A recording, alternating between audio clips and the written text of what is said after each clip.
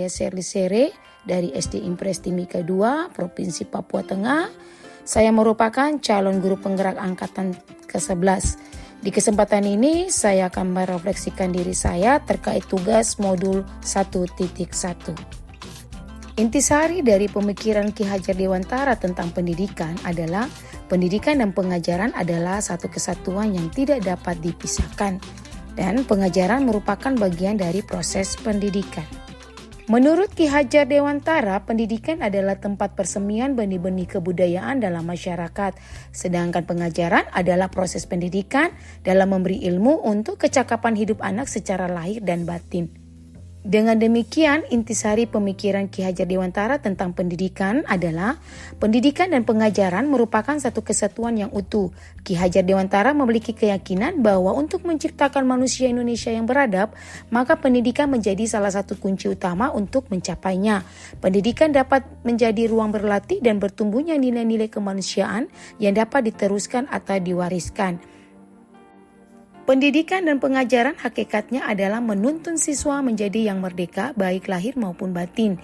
Dengan demikian siswa dapat memanfaatkan potensi yang dimiliki untuk menyelesaikan permasalahan hidup secara mandiri tanpa bergantung kepada orang lain.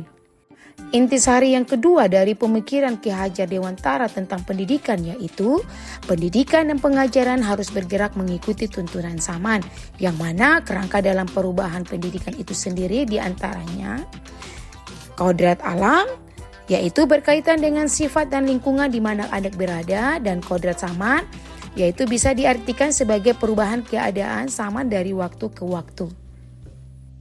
Dengan demikian, kita sebagai guru harus bergegas beradaptasi terhadap kodrat keadaan, semangat untuk meningkatkan kapasitas diri agar bisa menjadi pendidik yang relevan dengan konteks peserta didik dan zaman. Intisari yang ketiga dari pemikiran Ki Hajar Dewantara tentang pendidikan yaitu prinsip perubahan yang terdiri dari asas trikon, yaitu pertama kontinuitas, yang kedua konvergensi, dan yang ketiga konsentris. Dengan demikian intisari pemikiran Ki Hajar Dewantara tentang pendidikan adalah memandang anak dengan rasa hormat, artinya dalam melakukan pembelajaran berorientasi pada peserta didik. Yang kedua, pendidikan yang berhamba pada anak. Saya memandang diri saya sebagai pembelajar, yaitu sebagai guru saya melakukan sesuai perkembangan zaman. Yang kedua, bahwa guru yang mengajar tetaplah harus belajar.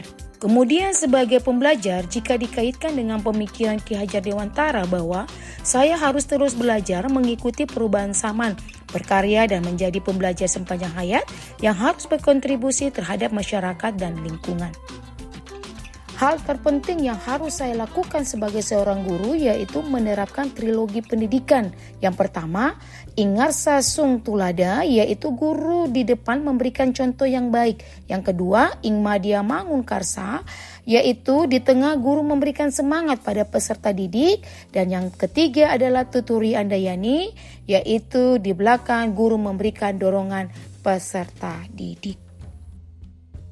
Bagaimana pembelajar dalam hal ini peserta didik jika dikaitkan dengan pemikiran Ki Hajar Dewantara, yaitu peserta didik memiliki karakter yang berbeda. Dengan demikian tugas kita sebagai pendidik adalah berusaha menuntun mereka sesuai kodratnya.